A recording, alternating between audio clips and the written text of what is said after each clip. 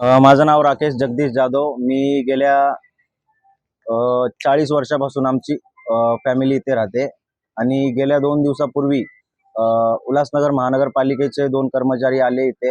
आम्हाला बोलले की तुम्हाला इथून 30-32 घरांना ऑलरेडी म्हणजे नोटीस आली होती आम्हाला मागच्या वर्षी। तर 2 दिवसापूर्वी आले, ते बोलले की तुम्हाला घरं इथून खाली करावे लागतील आणि कोणतीही पूर्व नोटीस आम्हाला दिली नाही, म्हणजे 2 दिवसात खाली करायची त्याची लेखीमध्ये आम्हाला कोणतीही नोटीस दिली नाही आणि खाली करायला सांगितले। गेल्या वर्षी आम्हाला पहिली नोटीस आली होती, त्या नोटीसमध्ये असा उल्लेख केलाय की उल्हासनगर महानगरपालिकेकडून की वालधुनी जी नदी आहे तिचं सुशोभीकरण करायचं, शिवमंदिरचं सुशोभीकरण करायचं आणि वालधुनी नदी मध्ये आमच्या एरियातली 30-32 घरं तो अडथळा निर्माण करतात, अशी पहिली नोटीस आली होती आम्हाला।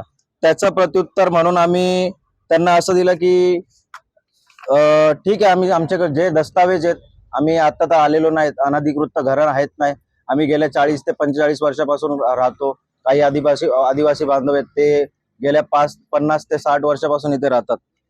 असे आम्ही आमचे डॉक्युमेंट होते जे पण 90च्या दशकातले 80च्या दशकातले, ते आम्ही त्यांना दिले। त्यानंतर त्यांनी दुसरी नोटीस अशी पाठवली की हे तुमचे डॉक्युमेंट व्हॅलिड नाही, तर त्याच्यामुळे तुम्हाला येणाऱ्या 30 दिवसात घर खाली करावे लागतील। त्याच्यानंतर आम्ही त्यांना दुसरा जबाबमध्ये असं लिहिलं की ठीक आहे, आमचं मंदिराचं सुशोभीकरणासाठी आमचा विरोध नाही, आमचं पुनर्वसन करा आणि आम्हाला दुसरीकडे कुठे व्यवस्थित स्थापन करा। तर त्याच्यावरती आमचा काय त्यांचा काय आम्हाला जवाब आला नाही। तिसरी नोटीस आम्हाला आली की तुम्हाला ह्या 7 दिवसात घर खाली करावे लागतील। आम्ही खासदार साहेबांची भेट घेतली।